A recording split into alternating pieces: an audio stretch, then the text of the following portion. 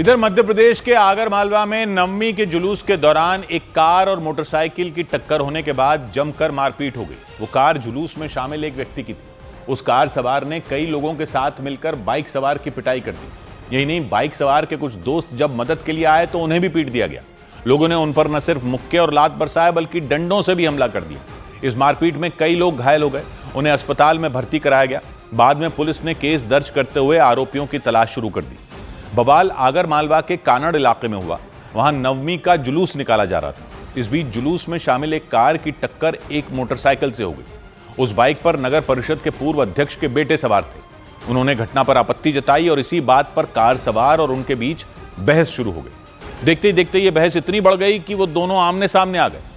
इसके बाद तो वहां का माहौल पूरी तरह बिगड़ गया। नवमी के जुलूस में शामिल कई लोग कार सवार के समर्थन में उतर आए और उन्होंने मोटरसाइकिल सवार को पीट दिया। इसकी खबर मिलते ही मोटरसाइकिल सवार व्यक्ति ने अपने कई दोस्तों को वहां बुला लिया, लेकिन मारपीट कर रहे लोगों ने उन्हें भी नहीं छोड़ा और उन लोगों को भी दौड़ा दौड़ा कर पीटा गया। नवमी के जुलूस में शामिल कई लोगों ने उनके साथ जमकर मारपीट की। पकड़ पकड़ पकड़ पकड़ पकड़ पकड़।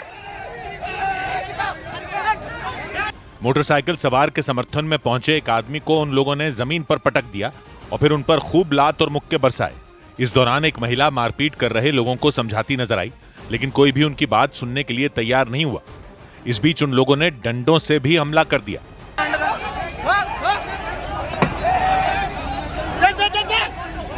इसके बाद तो वहां जंग जैसे हालात बन गए।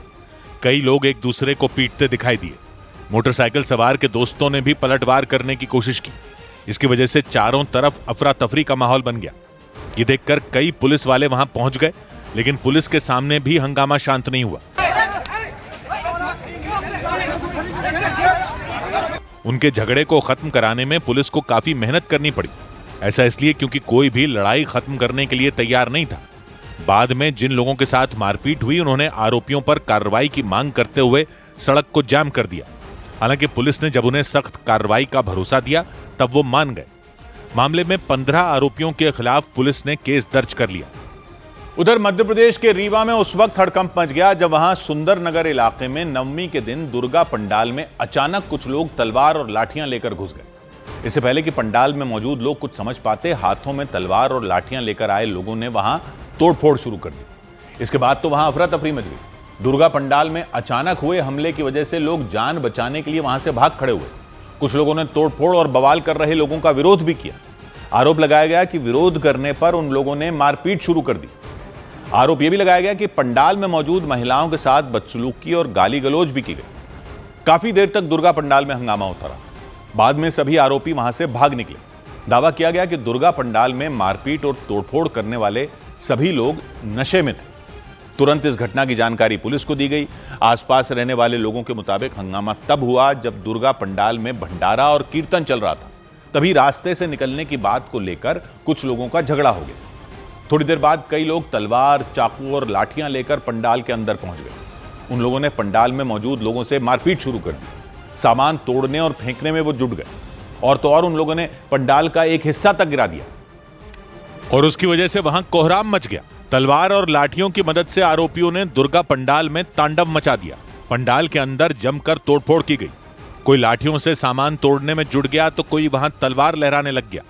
हाँ, कोई नहीं। ए भाई, ऐसा ये ना करिए अभी। दुर्गा पंडाल में मौजूद कुछ लोगों ने उन्हें रोकने और समझाने की कोशिश की, लेकिन वो नहीं माने। बवाल कर रहे एक आदमी ने तो दुर्गा पंडाल में मौजूद लोगों पर तलवार तान दी। उस दौरान उसका एक साथी भी वहां लाठी लेकर खड़ा रहा। देखकर ऐसा लगा जैसे वो दोनों सामने खड़े लोगों पर हमला कर देंगे। पुलिस स्टाफ से उसकी गलती है।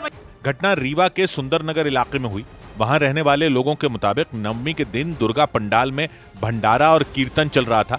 उसी दौरान रास्ते से निकलने को लेकर कुछ लोगों के साथ झगड़ा हो गया, लेकिन वहां अफरा तफरी तब मच गई जब थोड़ी देर बाद कुछ लोग तलवार, चाकू और लाठियां लेकर दुर्गा पंडाल में घुस आए। उन लोगों ने वहां हंगामा कर दिया। विरोध करने पर उन लोगों ने मारपीट शुरू कर दी और चीजों को तोड़ने में जुट गए। महिलाओं के सामने वो लोग गंदी गंदी गालियां देते भी नजर आए।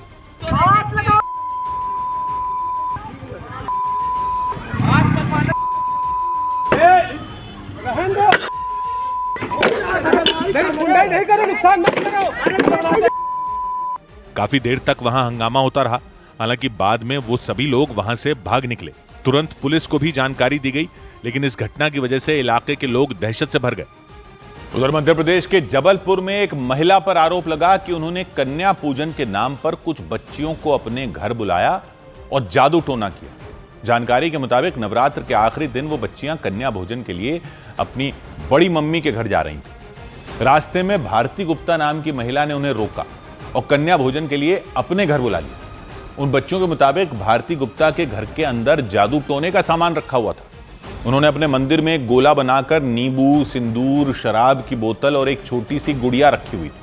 आरोप लगा कि इस दौरान भारती गुप्ता ने पानी में कुछ मिलाकर उन्हें पिलाने की कोशिश भी की, लेकिन उन बच्चियों ने उन्हें ऐसा करते हुए देख लिया और वो डर गई। इसके बाद उन्होंने पानी पीने से मना कर दिया और दौड़ते हुए घर से बाहर निकल गई। वो बच्चियां सीधे अपने घर गईं और अपने माता पिता को पूरी कहानी सुनाई। इसके बाद उन्होंने आरोपी महिला के खिलाफ केस दर्ज करवा दिया।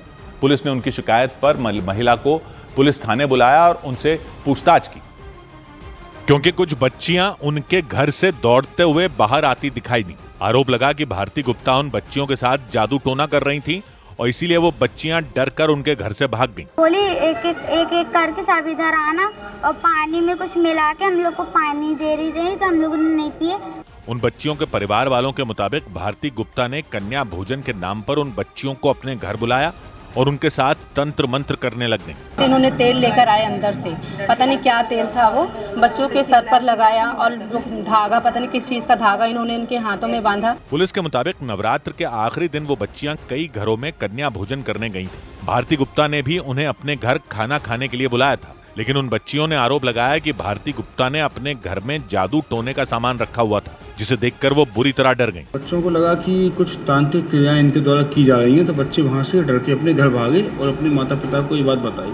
इस मामले के सामने आते ही हंगामा खड़ा हो गया। गुस्साए परिवार वाले तुरंत पुलिस थाने पहुंच गए। उन्होंने भारती गुप्ता के खिलाफ केस दर्ज करवा दिया। इसके बाद पुलिस ने इस मामले की जांच तेज की और आरोपी महिला को पूछताछ के लिए थाने बुला लिया।